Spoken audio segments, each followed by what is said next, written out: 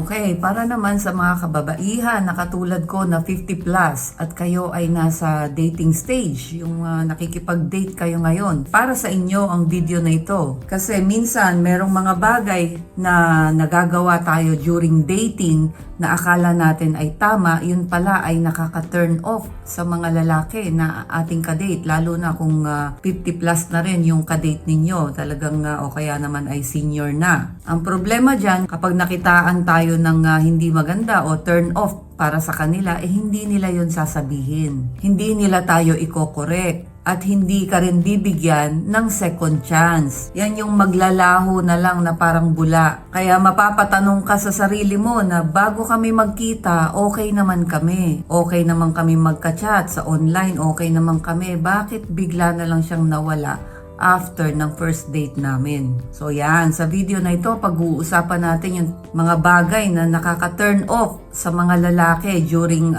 mga initial dating o sabihin na natin sa mga una-unang date ninyo.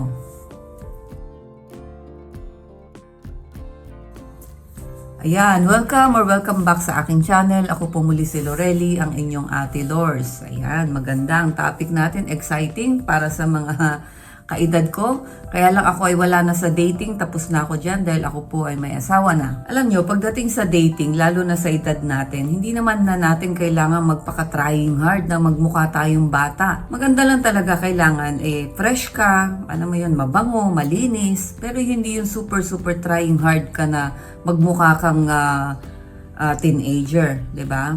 Hindi mo kailangan din maging perfect para sa ka-date mo. So kung meron kang date, kailangan mo lang maging aware na sa edad natin, hindi na tayo naglalaro. Ganon din naman yung lalaki na may edad.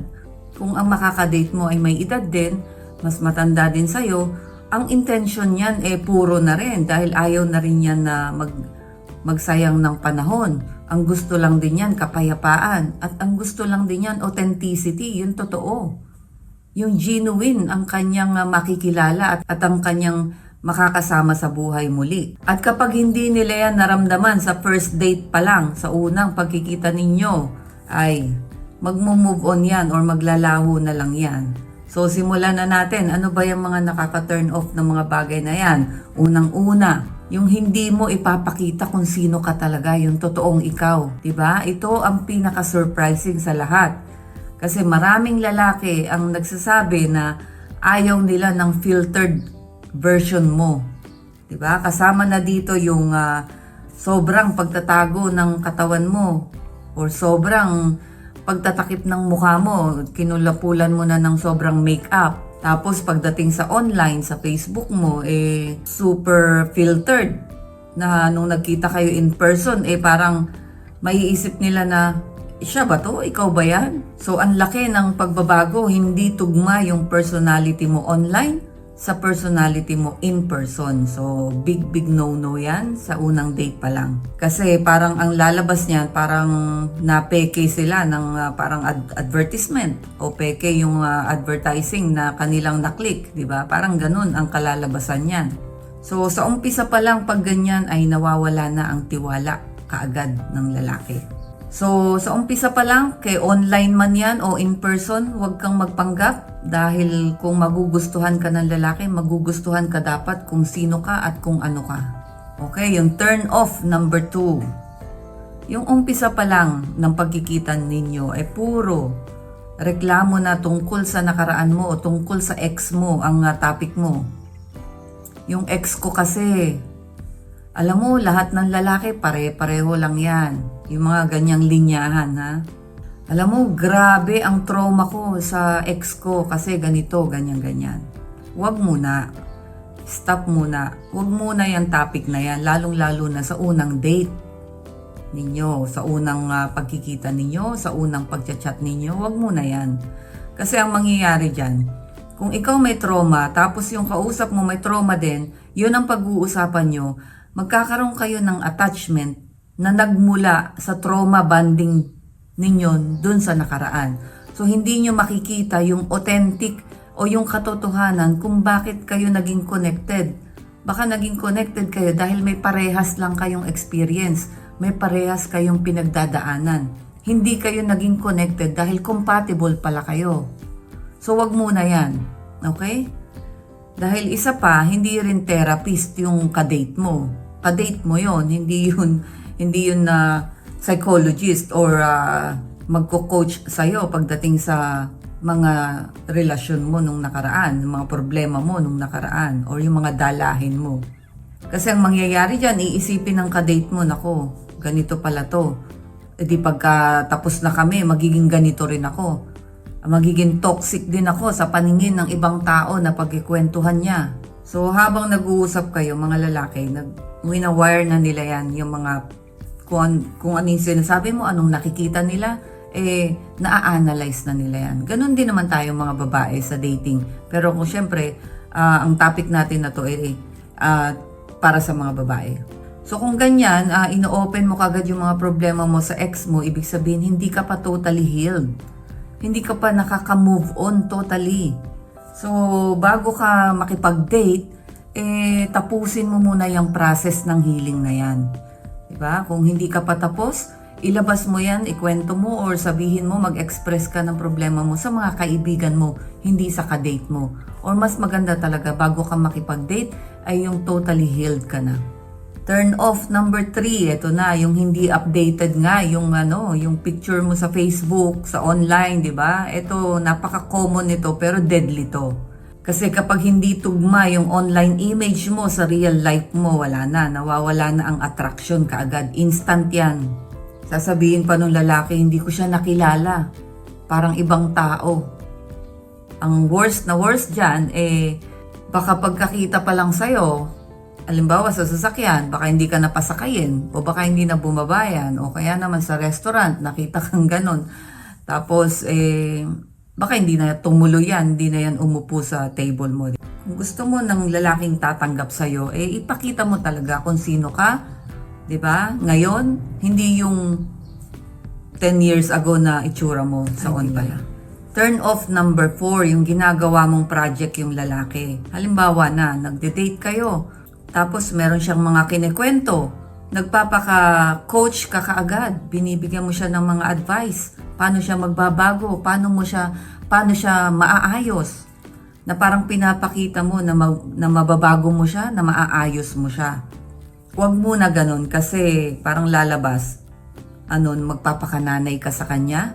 Kapag naramdaman ng lalaki na kailangan niyang magbago para tanggapin mo, mapipil niya na mukhang hindi ako enough para sa babae na to. Mukhang malaki ang adjustment na gagawin ko para sa babae na to. Mukhang kailangan niya akong baguhin para lang maging compatible ako sa kanya, na maging sapat ako sa kanya. So kapag ganyan, mapipil ng lalaki na hindi niya pala ako matatanggap kung sino ako dahil sa mga sinasabi niya, parang kailangan niya akong baguhin. So pag ganyan, hindi rin, lalayo din ang lalaki kasi nararamdaman nila yung pressure.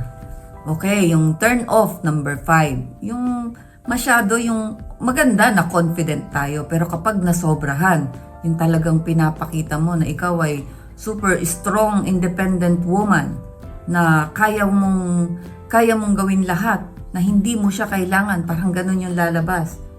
Na lalabas na parang wala na siyang role sa buhay mo kasi napakagaling mo, napaka-confident mo, kaya mo lahat.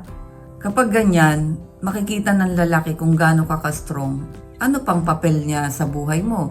Alam mo naman ng lalaki, gusto niya na, 'di ba, na nagsisilbi yan sa babae.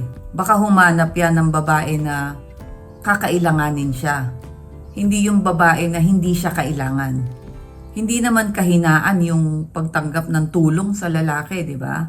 Tsaka yun nga ang mga lalaki kasi, talagang natural sa kanila yung maramdaman nila na sila yung hero mo.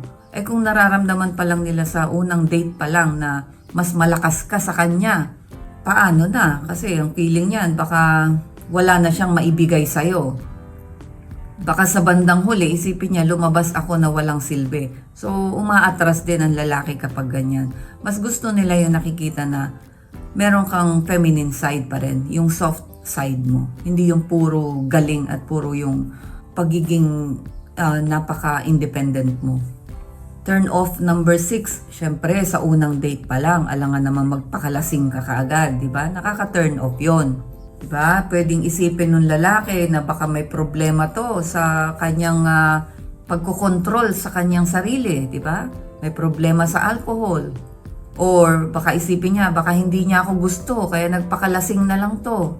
At saka isa pa, kapag nakainom kayo ng todo at unang date pa lang, mawawala yung self-control mo. Baka kung ano-anong pagsasabihin mo. Pati yung judgment mo, mawawala. Paano mo ma-assess yung kadate mo kung siya para sa'yo o tama para sa'yo kung lasing ka na, di ba? So, huwag ka magpakalasing. Turn off number 7, yung masyadong revealing ka agad. If you wanna look attractive sa lalaki, okay lang yan. Pero kapag sobra yan, baka ibang message na ang maiparating mo dyan. Baka magmukha ka namang pokpok na o baka lumabas na hook up lang ang hinahanap mo. Kung seryosong relasyon ang hanap mo, magbigay ka ng tamang signal, hindi yung maling signal. Sexy is good, pero kapag sobra, ibang signal ang naibibigay mo, ay baka magkaroon ng wrong intention sa'yo yung lalaki. Baka mauwi kayo sa ang gusto lang niyan sa'yo ay physical, hindi seryosong relasyon. Turn off number 8. Ayun, yung medyo masyadong direct yung pananalita o may pagkabastos. Yung dismissive, yung iyong message. Kasi syempre ang mga lalaki, takot yan ma-reject. So, depende yan kung paano ka sumagot sa conversation ninyo. Kapag naramdaman ng lalaki na masyado kang matigas magsalita, masyadong malamig ang iyong mga reply, bastos ang tono mo, ayan, nadadagdagan yung kanilang wall. Sa umpisa pa lang, syempre, aayaw na yan. Pero kung halimbawa, talaga kasing halimbawa, nangulit siya, tinanong ka kung gusto mo rin siya. Kasi kung gusto mo siya, madaling sumagot. Pero kung hindi mo siya gusto, huwag pabastos yung sagot mo. Pwede mo siyang sabihin na, alam mo, sa nakikita ko, maayos ka naman na tao. Pero hindi ko nararamdaman na may connection tayong dalawa. Diba? Medyo class yung iyong sagot, pero nasabi mo yung gusto mong sabihin. Na-reject mo siya ng hindi ganun kasakit. So, ayun. So, ibig sabihin yan, kung ikaw ay nakikipag-date, hindi mo kailangan baguhin ang sarili mo para magustuhan ka lang ng kadate mo. Ang kailangan mo lang ay alisin yung mga behavior na nagtutulak palayo sa'yo. At tandaan mo rin na may lalaki dyan na magmamahal sa'yo kung sino ka man. So kung sa date pa lang na yan, nararamdaman mo na hindi siya yung tamang lalaki para sa'yo, huwag kang manghinayang, enjoy mo lang.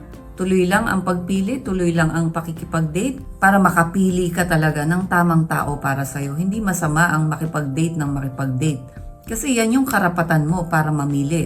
Pero yun nga lang talaga dapat ipakita mo kung sino ka, kung ano ka, para malaman mo rin kung tatanggapin ka talaga ng lalaki na yan, ng kadate mo na yan, kung ano ka at kung sino ka. At hindi ka rin niya paplastikin. So sa mga hindi pa po nakasubscribe, pasubscribe na lang po at maraming salamat muli sa panonood ninyo sa aking video. Thank you so much.